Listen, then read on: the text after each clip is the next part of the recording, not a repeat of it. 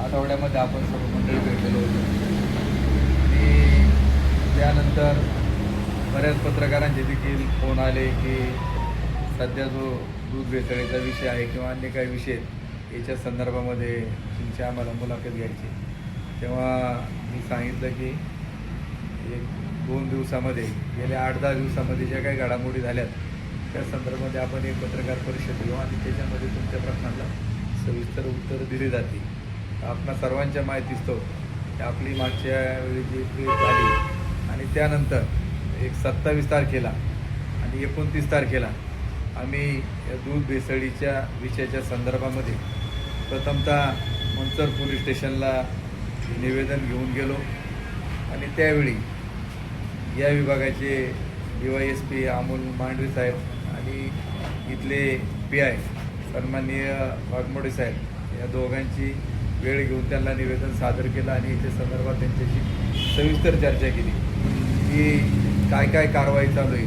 तर त्यांचं म्हणणं आलं की आम्ही तपास जो आमचा चालू आहे तो योग्य दिशेने चालू आहे आणि याच्यामध्ये गोपनीय काही गोष्टी असतात त्या आम्ही तुम्हाला थेट सांगू शकत नाही आणि याच्याबाबत सविस्तर तुम्हाला FDAचे अधिकारी सांगू शकतात.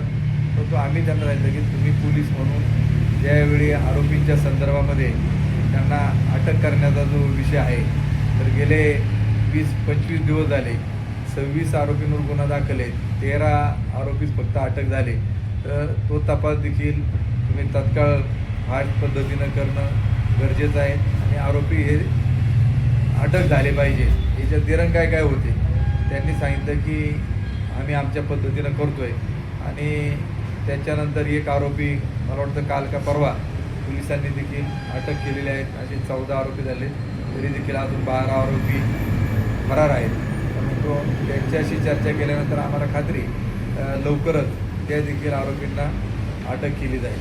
त्यानंतर 29 तारखेला आम्हाला मुंडे साहेबांची भेटीची वेळ मुंबई या ठिकाणी FDAच्या ऑफिसला मिळाली आणि आम्ही मुंडे साहेबांना 29 तारखेला जाऊन मुंबईला भेटलो, त्यांना निवेदन देखील दिलं आणि त्याच्यामध्ये जवळपास 14 जे काही मुद्दे होते प्रमुख त्याच्यावरती चर्चा झाली आणि तसं निवेदन एक त्यांना दिलं आणि मग त्यांनी देखील सांगितलं आपण मीडियामध्ये देखील पाहिलं असेल की आम्ही कुणाच्याही दबावाला वगैरे काही बळी पडत नाही, आमचा तपास योग्य दिशेने चालू आहे. परंतु ज्यावेळी तपास चालू असतो त्या संदर्भामध्ये जास्त आम्ही बोलणार नाही. पण म्हटलं लोकांमध्ये एक शंका आहे की तुम्ही 5 तारखेला जी घटना 4-5 झाली आणि मला वाटतं 7 का 8 तारखेला त्याची प्रेस झाली होती. मग मधल्या जवळपास 25 दिवस तुमच्या विभागामार्फत देखील कुठल्याही प्रकारचं चर्चा करण्यात आली नाही किंवा माहिती देखील तुम्ही प्रेसच्या माध्यमातून दिली नाही. त्यामुळे लोकांमध्ये एक शंका निर्माण झाली की हे प्रकरणावरती किंवा राजकीय दबाव आला की काय सगळं काय खंड आहे. तर ते म्हटले तसला काही होणार नाहीत आणि म्हटले तुमच्या सर्वांच्या माहितीचं सांगतो या भेसळीमध्ये तुमच्या भागामध्ये देखील ज्या काही कंपन्या आहेत त्यांच्यामध्ये आमचा तपास चालू आहे, त्यांना देखील आम्ही नोटीस बजावलेली आहेत. मग त्यांनी नावानिशी देखील 2 कंपन्यांचा आपल्या भागामधलं ओरजनचा एक उल्लेख केला आणि सोन्याचा देखील हे केला. तिथं आम्हाला जे जे काही गोष्टी मिळाल्या तर त्याच्यामध्ये काही हे जे 26 लोक जे अरेस्ट केलेले आहेत तर त्यांच्याकडे तो मुद्देमाल मिळाला आणि त्या अनुषंगाने त्यांनी जे काही वर्डिंग त्याच्यामध्ये सांगितलं ते देखील तितकंच तुमच्या आमच्या दृष्टीनं महत्त्वाचं आहे की हा तपास करत असताना आम्हाला तिथं सबस्टँडर्ड मिल्क म्हणजे जे अपप्रमाणेमध्ये आहे तर तशा प्रकारचं दूध त्यांना तिथं मिळून आलं. त्याचप्रमाणे दुसरं एक त्यांनी सांगितलं की अडल्ट्रेशन मिल्क हे देखील आम्हाला तिथं तपासामध्ये आढळलेलं आहे किंवा जे अडल्ट्रेशन मिल्क तयार केलं जातं हे भेसळीचं पदार्थांचं वापरण करून. तर आपण सर्वांच्या माहितीस्तव आपण जर त्याच्यात बारकाईनं जर विचार केला किंवा गुगलवर जर सर्च केलं तर त्याचं मिनिंग काय होतं, त्याचा अर्थ काय त्याच्यामध्ये का अडल्ट्रेशन मिल्क हे जे आहे की हे आरोग्याच्या दृष्टीनं धोकादायक अपायकारक आहे आणि कॅन्सर जो होतो तर याच्यामध्ये अडल्ट्रेशन मिल्क हे मोठ्या प्रमाणामध्ये कॅन्सरला होण्यास कारणीभूत आहे. यापूर्वी आपण सांगत होतो अनेक वेळा की रासायनिक कीटकनाशकं असतील, पेस्टिसाइड्स असतील किंवा पाण्याचे जे दूषित पाणी असेल याच्या माध्यमातून प्रामुख्याने आपण जे भाजीपाला वगैरे खातो तर हे प्रमुख घटक आहेत. परंतु आपण याच्यामध्ये प्रामुख्याने तो भाग एक जरी असेल तर दुसऱ्या बाजूला सर्वात जादा अडल्ट्रेशन मिल्क हे कॅन्सरला प्रवृत्त त्या ठिकाणी करते.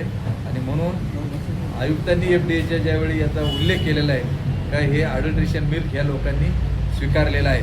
म्हणून मी आपणा सर्वांना या निमित्ताने किंवा तमाम आता मीडियाच्या पुढे सांगत असताना पब्लिकला देखील मी या निमित्ताने सांगू इच्छितो की ज्या पद्धतीनं भेसळखोरांवरती कारवाई चालू आहे तर आपल्या परिसरामध्ये की जर असं कुणी काही कृत्य जर करत असेल ते तात्काळ आपण निदर्शनास आणून दिलं पाहिजे.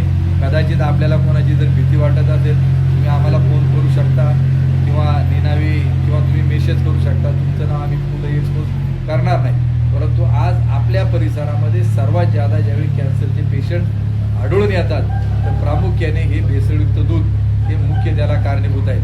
आजपर्यंत एवढी जी कॅन्सरने लोक मृत झाली आज कॅन्सरग्रस्त जे उपाय चालू आहेत याला जबाबदार कोण तर हे भेसळखोर आणि हा भेसळीचा माल घेणारे जे दूध कंपन्या आहेत हे याला सर्वस्वी जबाबदार आहेत.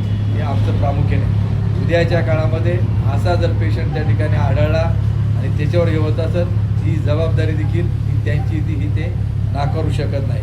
त्याचबरोबर दुसरं एक आम्ही त्यांना विचारलं की आम्हाला मधल्या काळामध्ये इथल्या लोकप्रतिनिधींना भाषणामध्ये सांगितलं की 3-2 आणि 8-3च्या खालची दुधं तिथं स्वीकारली जाणार नाहीत. मग शेतकऱ्यांनी दुधांचं करायचं काय त्यांनी क्लिअर कट सांगितलेलं आहे की दूध विक्रीच्या संदर्भामध्ये 3-2-8-3चा हा क्रायटेरिया विक्री करणारा करतायत दूध उत्पादकांसाठी नाही. दूध उत्पादकांकरता जे दूध तुम्ही घालता त्याचे फॅट SNF जे काही येतं त्याप्रमाणे तुम्हाला दर मिळत असतो आणि तो पॉईंटला 30 पैशांनी कमी मिळत असतो.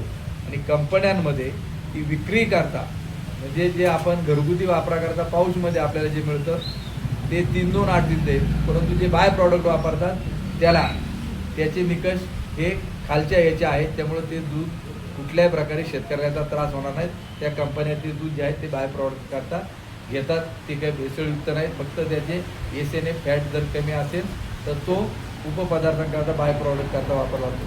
परंतु त्याचबरोबर मागचे 6 महिने वर्षापूर्वीचा जर आपण काही काळ जर तपासला तर याच्यामध्ये ह्या ज्या दूध उत्पादक कंपन्या आहेत यांना राज्य सरकार असेल केंद्र सरकारच्या माध्यमातून जवळपास प्रति लिटर 7 रुपयाप्रमाणे 1700 कोटी रुपयाचे अनुदान यांना मिळालेली.